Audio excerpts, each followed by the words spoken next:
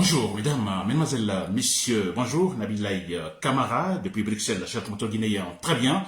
Et toujours la politique, malheureusement, toujours la politique, que faut-il faire, cher moteur guinéen, parce que, en fait, tout est conditionné, l'économie est conditionnée, pour que l'économie puisse fructifier, vous comprenez, pour que nous puissions avoir, disons, l'avantage de l'économie, vous comprenez, il faut une très bonne politique. Et la bonne politique signifie, en fait, la bonne gouvernance, ça signifie le bon comportement du chef, l'honnêteté du chef, la sincérité du chef, un chef qui respecte ses engagements. Vous comprenez, quand un chef se comporte bien, et surtout dans un régime où le système est présidentialiste, le chef donne un très bon exemple.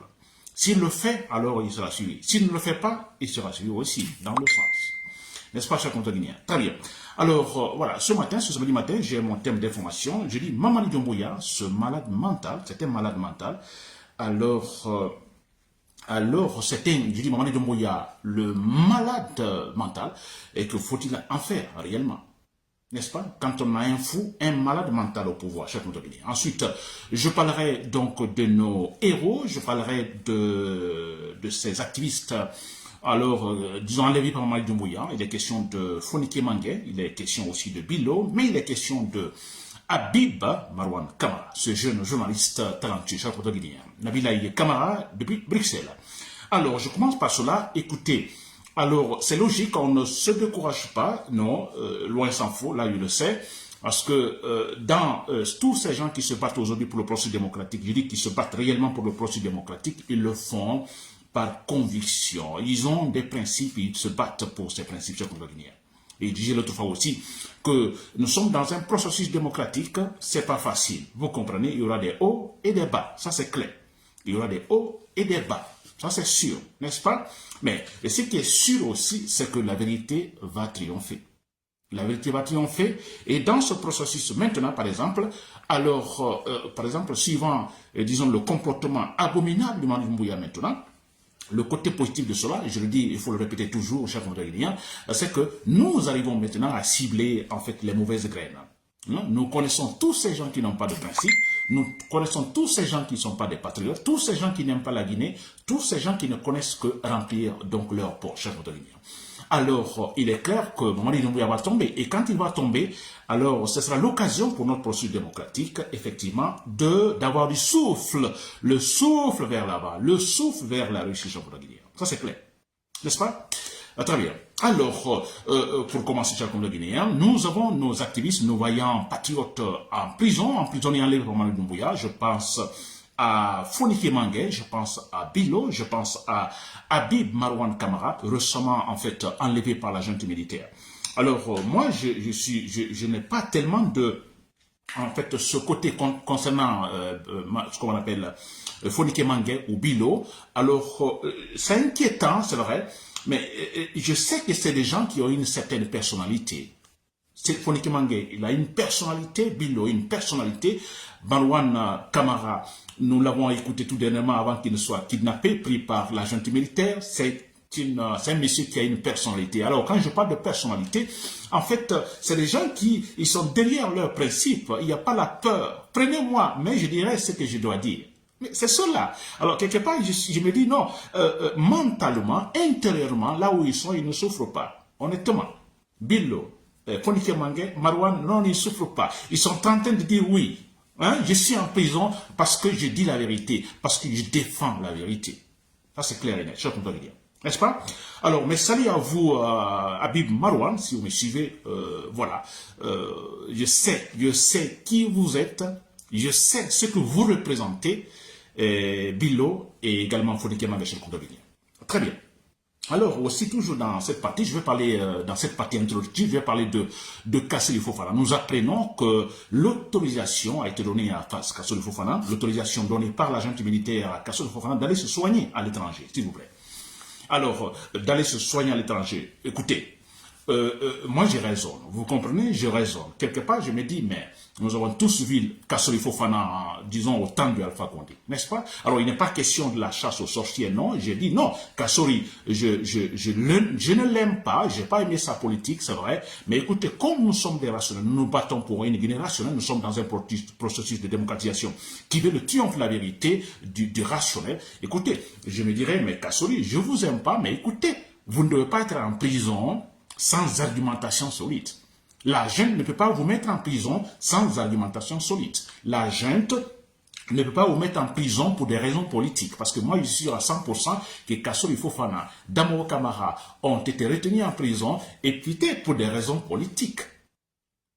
Pour des raisons politiques, il n'y a pas autre chose. Pourquoi peut-on arrêter Kassori Fofana, arrêter Damo Kamara en prison, les mettre en prison et laisser Damo Kamara, plutôt laisser Alpha Condé?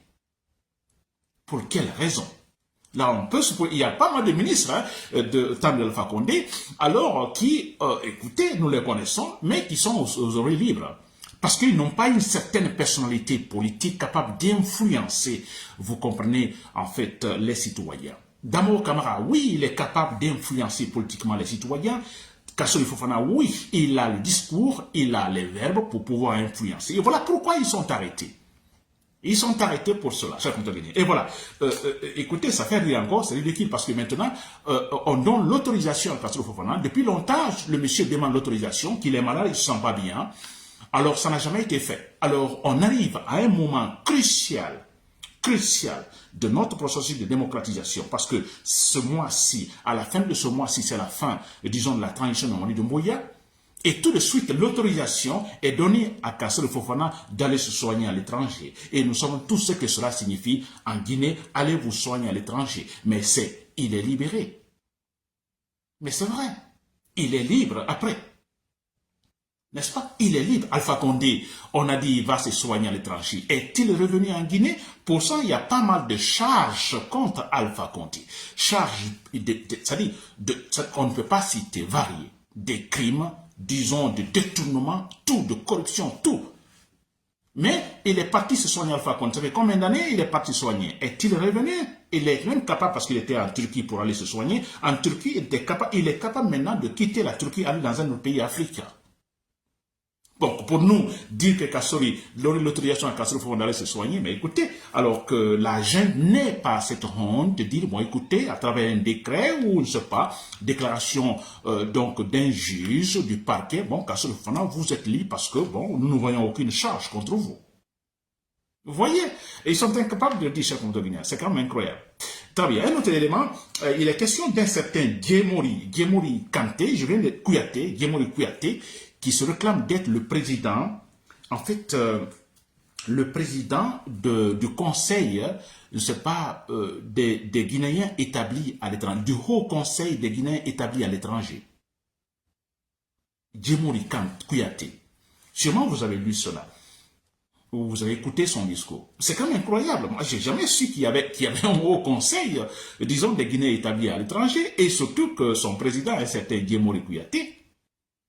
Et vous voyez, en fait, quand les échéances cruciales s'approchent, la junte, comme je le disais tout à l'heure, donne de l'argent pour acheter des consciences. Voilà un monsieur, un vaurien, un fanfaron, j'ai suivi son discours, il s'appelle Guémori Kouyaté, qui dit, bon écoutez, lui, il avale l'action des militaires, qu'il faut supporter Mamadi Doumbouya. Alors, il dit, Mamadi Doumbouya est différent, alors que lui, il le défend. Et comme il est le président de ce fameux conseil, du haut conseil donc, des Guinéens établis à l'étranger, alors il dit, bon, tous les étrangers, c'est-à-dire il parle au nom de tous les étrangers. Lui, il a dit oui à Mamadi Doumbouya, donc tous les étrangers, tous ceux qui sont à l'étranger, alors disent aussi oui à Mamadi Doumbouya. C'est incroyable. Des malhonnêtes. C'est incroyable. Très bien, je reviens sur le sujet pour Mali, chers Guinéens. Alors, j'ai dit que Mamadi Doumbouya, écoutez, est un fou, est un malade mental. Un malade mental qui possède une arme de guerre. N'est-ce pas? Alors, quand je parle de malade mental, chez nous en Guinée, quand on est fou, alors on voit ça, c'est comme s'il était suivi, poursuivi par un diable, vous comprenez? Il est tout de suite détesté, vous voyez tout ça.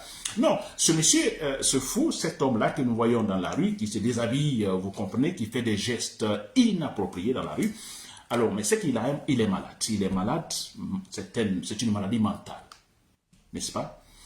En fait, il n'a plus les notions ou la notion du temps, du bien, du mal, etc., etc. Il est malade. Quelque chose ne va pas. Et il doit être, on peut le diagnostiquer et essayer de le traiter à travers un psychologue ou un psychiatre, etc., etc. N'est-ce pas? Alors, vous imaginez un fou qui n'a pas la notion du temps, qui n'a pas la notion, aucune connaissance du bien, qui ne peut pas faire la différence entre le bien et le mal, j'ai tué ou j'ai pas tué, qui ne peut pas faire cette différence-là. Alors, imaginez, il possède une arme, s'il vous plaît, une arme de guerre. Il sillonne la ville. Il sillonne, je dirais, le marché de Madina, par exemple. Un fou, s'il vous plaît. C'est grave, n'est-ce pas? Mamadou Doumbouya, c'est exactement cela. C'est exactement cela. C'est un fou. Je vous le dis, c'est un fou. Parce que si vous renversez Alpha Condé, pour le renverser, vous tuez des militaires. Et vous savez, au temps d'Alpha Condé, des centaines de gens ont été tués pour la politique. Et vous venez, le jour où vous prenez le pouvoir, vous constatez dans la ville, surtout dans la capitale Conakry, de l'euphorie totale. Des gens dansent par-ci, par-là. Ils sont contents, ils embrassent les militaires. Mais vous vous dites, ah, c'est vrai. On était presque dans l'esclavage avec Alpha Condé. Et si ces gens-là sortent comme ça, dansent, embrassent des militaires par-ci, par-là, l'euphorie, l'enthousiasme total, c'est que franchement, il y a quelque chose qui manquait. Ce quelque chose, c'est quoi? C'est la vraie liberté, c'est la démocratie. C'est la vraie valeur humaine, c'est la bonne gouvernance. N'est-ce pas? Mamadou Doumbouya, c'est tout cela. Aujourd'hui, il est dans le déni total. C'est comme si lui n'a rien fait, il n'a rien dit, absolument rien. Vous voyez, tout récemment, j'ai vu une vidéo de Mamadou Doumbouya dans Kaloum, il se promène avec, voilà, comme un chef rebelle, avec beaucoup de militaires autour. Vous voyez ça? Vous comparez ce comportement qu'il a et ce qu'il avait adopté le jour où il a renversé Alpha Condé et quand il sillonnait Conakry, surtout vers Bambeto. Ce grand changement, c'est seulement propre à un fou, quelqu'un qui a perdu la tête, un malade mental, je vous assure. Et la place c'est où? C'est chez un psychiatre pour le soigner. Maintenant, Mamadou Doumbouya, il est fou, il a les armes. Et qu'il faut-il faire quand un fou, je dis bien un fou d'Amadina, il possède une arme de guerre, une Kalachnikov. Même si vous le dites bonjour, il va tirer sur vous. Même si vous l'appelez par son nom, il tire sur vous. Alors, mais qu'il faut-il faire? Quel comportement la police doit-elle adopter pour arrêter pour maîtriser ce fou-là? Et bien évidemment, il y aura le plan A, tenter de le dissuader. Tenter de le dissuader. Qui sera difficile. Voilà. Dissuader un fou. C'est pour dire quoi? Écoutez, ce que vous faites là, ce n'est pas bon. Il ne sait pas ce que cela signifie, le bon. Il ne sait pas le bon, le mal, il ne sait rien. Alors vous utilisez ce plan A, vous essayez de le dissuader, de le convaincre. Vous n'y arriverez pas. Ça, c'est clair. Et c'est la seule solution, c'est le plan B. Parce que si vous n'agissez pas tout de suite, mon frère, il est en train de tirer. Je dis bien le fait de dire, écoutez, il va tirer sur vous. Mais qu'il faut-il faire? Vous l'abattez. Il faut l'abattre. Si vous ne le faites pas, alors lui, il abattra 10, 20 personnes là, autour de lui. Mamadou Doumbouya, c'est cela. C'est pourquoi moi, je suis convaincu. Je me dis la seule solution au problème, au conflit politique guinéen, Mamadou Doumbouya étant fou, nous l'abattons. Nous ne pouvons pas le dissuader. On a tout fait pour le dissuader. C'est-à-dire lui demander, par exemple, de se rappeler ce qu'il a dit.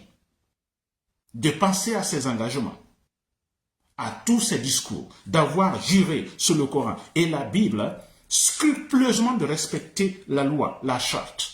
Ça, nous avons essayé de le dissuader. Jusque maintenant, nous cherchons à le dissuader. Nous a-t-il écouté? Il ne nous écoute pas, chers compatriotes guinéens. La solution B, en ce moment, qui doit suffire, chers compatriotes guinéens. Sinon, je vous dis, si Mamadou Doumbouya continue, il va massacrer, il fera pire que Sékou Touré. Pire que Sékou Touré. Il faut l'abattre. C'est un fou, nous l'abattons. Nous l'éliminons. Ça, il ne faut pas se le cacher. Dites ce que vous voulez, quand on a un fou président, un fou, un malade mental au pouvoir, qui possède des armes de guerre, tout ce qu'il sait, c'est les armes. C'est des armes, n'est-ce pas, et les utiliser dans le mauvais sens.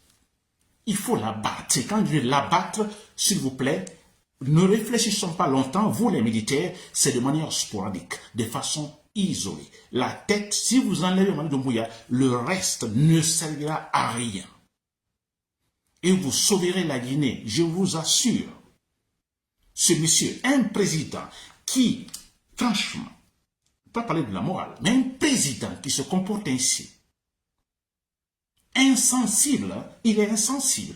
Combien de gens ont été tués pour la politique? Et lui-même, il dit que désormais, quand il est arrivé, désormais, personne ne mourra pour la politique. Mais qu'est-ce qu'il est en train de faire? Il a déjà tué des gens pour la politique, n'est-ce pas? Et maintenant, il se bat pour se maintenir au pouvoir. Donc, il tuera des milliers et des milliers pour la politique encore. Parce qu'il voudra que tous les Guinéens voient à travers sa seule paire de lunettes à lui. Et là, c'est un conflit. Parce que nous n'accepterons pas, nous accepter de voir à travers, disons, la paire de lunettes d'un fou. Vous savez ce que cela signifie, chers compatriotes guinéens? Non. N'est-ce pas? Voilà. Donc, vous m'avez compris, chers compatriotes guinéens, les patrons dans l'armée, de façon isolée, sporadique, il faut la battre. Je l'ai répété 1000 fois, il faut la battre. C'est la seule solution. C'est un fou, on ne peut pas le raisonner. On ne peut pas le sensibiliser. On ne peut pas le faire asseoir autour de la table ou non, absolument rien. Mamadi Doumbouya, il faut la battre. Il faut la battre, chers compatriotes guinéens. Voilà. C'était Nabil El Kamara depuis Bruxelles, mais c'est pour le coup. Bonne journée et bon week-end.